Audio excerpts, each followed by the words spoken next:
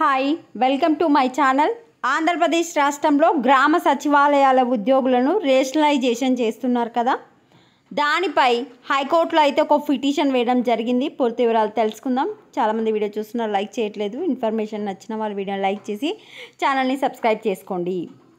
సచివాలయాల హేతుబద్ధీకరణపై petition. గ్రామవార్డు సచివాలయాలను ABCD కేటగిరీలుగా హేతుబద్ధీకరణ చేస్తూ రాష్ట్ర ప్రభుత్వం జారీ చేసిన జీవోలను సవాల్ చేస్తూ village horticulture assistant welfare association అధ్యక్షుడు జి సురేంద్ర హైకోర్టులో పిటిషన్ దాఖలు చేశారు.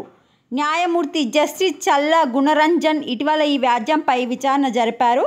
కౌంటర్ వేయాలని ప్రతివాదులుగా ఉన్న వ్యవసాయ, ఉద్యానవన శాఖల ముఖ్య కార్యదర్శులు, గ్రామ వార్డు సచివాలయాల శాఖ కార్యదర్శి, ఉద్యానవన శాఖ కమిషనర్ తదితరులకు నోటీసులు జారీ చేశారు. పిటిషనర్ సంఘం సమర్పించిన వినతిపై నిర్ణయం తీసుకోవాలని గ్రామవార్డు సచివాలయాల కమిషనర్కు స్పష్టం చేశారు. పిటిషనర్ తరపున న్యాయవాది జీవి శివాజీ వాదనలు వినిపించారు.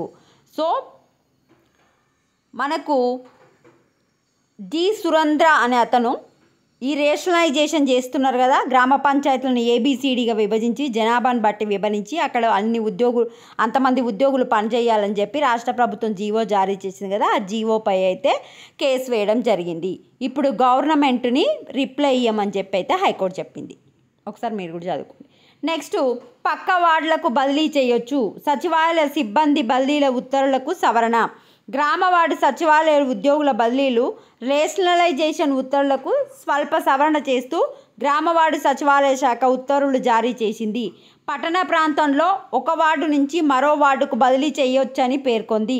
సొంత వార్డులో కాకుండా ఇతర వార్డులకు బదిలీ చేయాలని, అదే జిల్లాల్లోని ఇతర పట్టణ స్థానిక సంస్థలకు కూడా బదిలీ చేయొచ్చని పేర్కొంది.